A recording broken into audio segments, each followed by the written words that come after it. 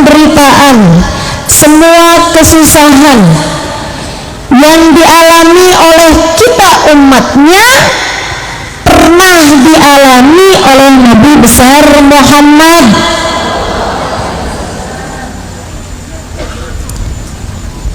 Barangkali sebuah penghiburan bagi kita umatnya bahwa Nabi Muhammad pernah menanggung derita yang lebih besar bahkan daripada kita, sehingga kalau ngadu Nabi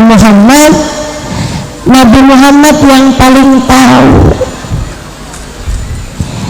Jadi kalau kita bilang itu ya Rasulullah, misalnya umatmu, saya kehilangan orang yang saya sayangi, Nabi Muhammad bakal bilang, iya, saya tahu rasanya. Kalau kita bilang sama Nabi Muhammad, Rasul sakit nih,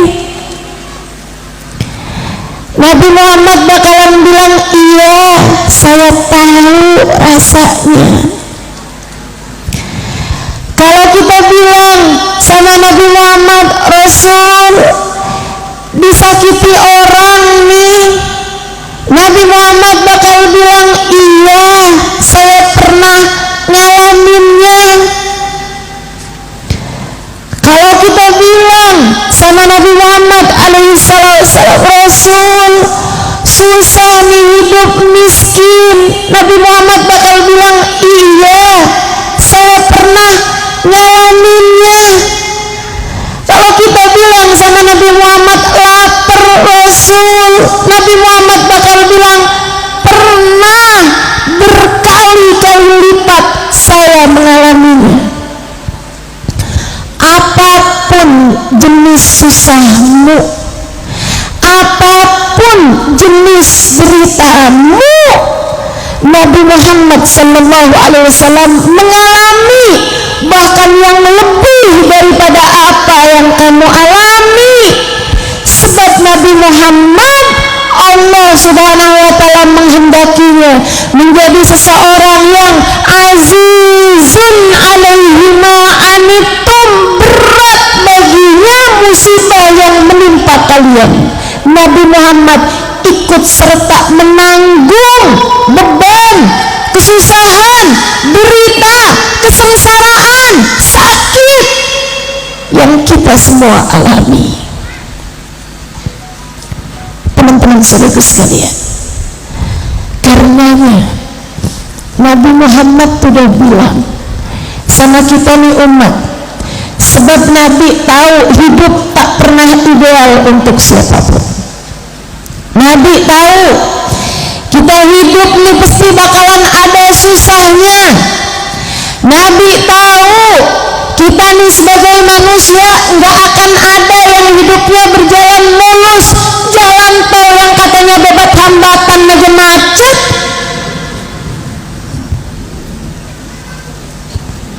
Teman-teman sekalian, Nabi tahu apa yang akan menimpa kepada kita umatnya.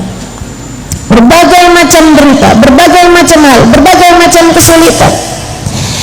Karena Nabi Muhammad dah pesan kita, ini biar jadi hiburan nih. Ingat-ingat terus. Saya kalau lagi susah, namanya orang hidup ada susahnya aja, betul kan ya? Kalau lagi ada kesusahan yang datang dalam hidup saya inget-ingetin nih ucapan Nabi Muhammad sallallahu alaihi wasallam. Jadi hiburan saya.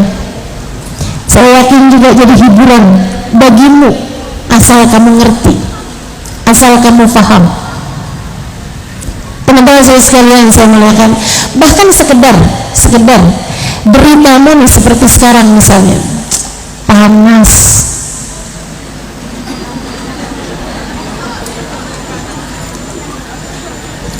menurutmu Nabi Muhammad nggak pernah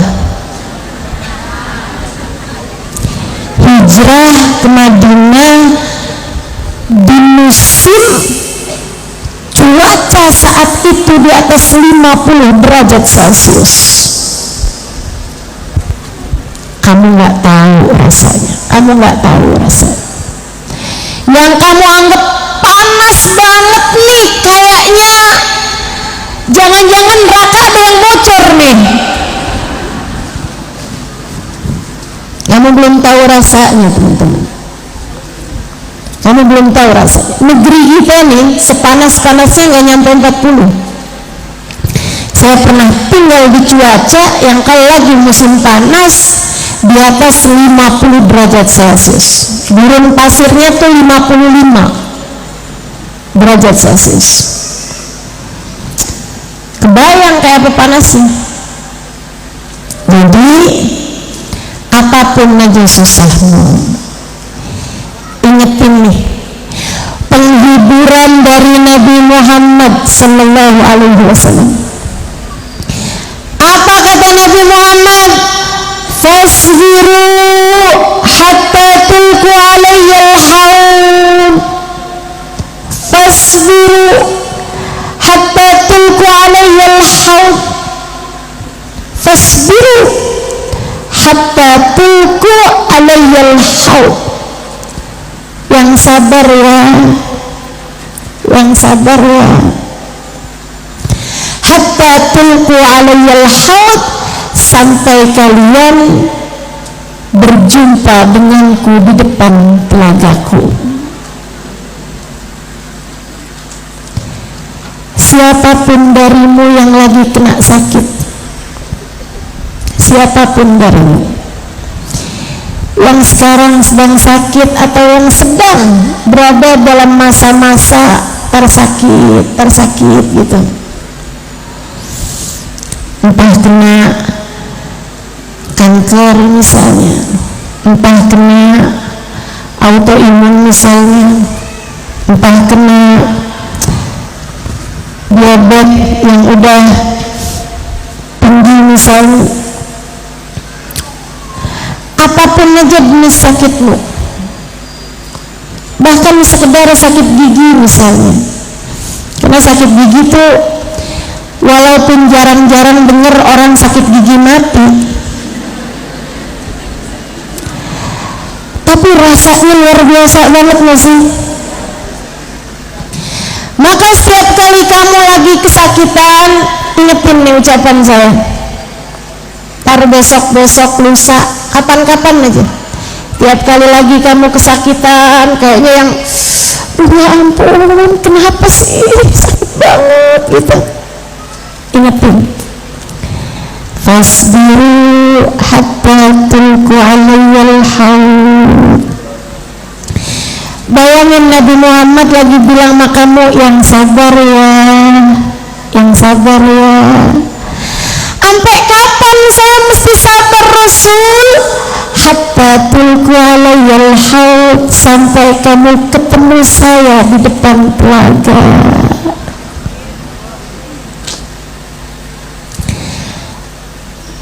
Saya udah coba ini teman-teman, kayaknya langsung segede apapun susah saya kalau udah inget fasbiru hatta tulku alayyal haud, hati saya kayak langsung yang nggak apa-apa, nggak apa-apa, nggak apa-apa. Karena dibanding perjumpaan dengan Nabi Muhammad, semua susah itu nggak ada artinya. Karena dibanding perjumpaan dengan Nabi Muhammad, semua deritamu tidak akan menjadi sebegitu besarnya. Karena dibanding perjumpaan dengan Nabi Muhammad, semua susahmu menjadi tak ada artinya. Semuanya menjadi harga yang pantas untuk dibayar perjumpaan dengan baginda Nabi besar Muhammad.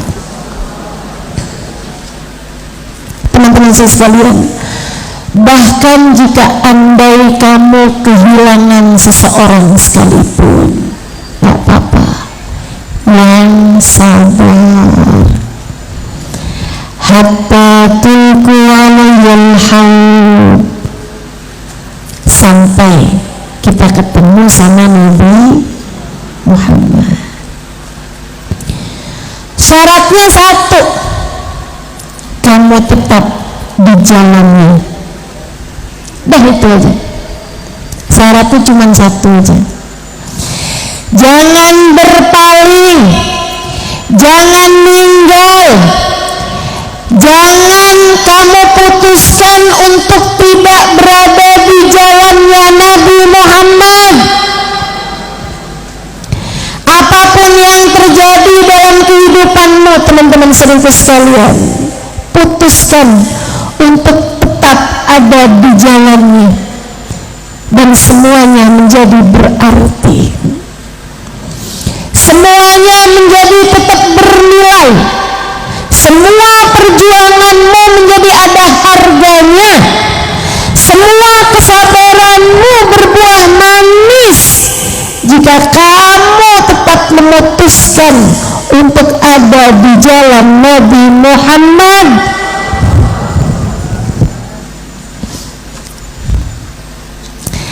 Nabi itu pernah ngalamin semua susahmu. Kalau kamu lagi sakit, Nabi Muhammad tuh kalau sakit, saya ceritain, Nabi tuh pernah sakit 18 hari, atau satu riwayat bilang 16 hari, satu riwayat malah bilang 40 hari, wallahu a'lam, tapi yang mu'tamad nih 18 hari teman-teman. Itu Nabi Muhammad terkapar di lantai, merah badannya dari ujung rambut sampai ke ujung kaki, keringetan sampai membuat lantainya itu basah karena keringat Nabi Muhammad SAW. Dan itu Nabi Muhammad kayak orang lagi, mungkin ya teman-teman, kayak orang lagi dibakar gitu kondisinya. Keringatnya tuh sampai segede-gede jagung kalau istilah anak zaman sekarang ya. Sayyidah Aisyah tuh cerita, aku sampai ngeliat keringatnya Nabi Muhammad tuh sampai kebayang berlian-berlian bertaburan di wajah dan badan beliau. Sambilan kayak begitu tuh Nabi Muhammad, udah gitu, apa yang beliau sampaikan?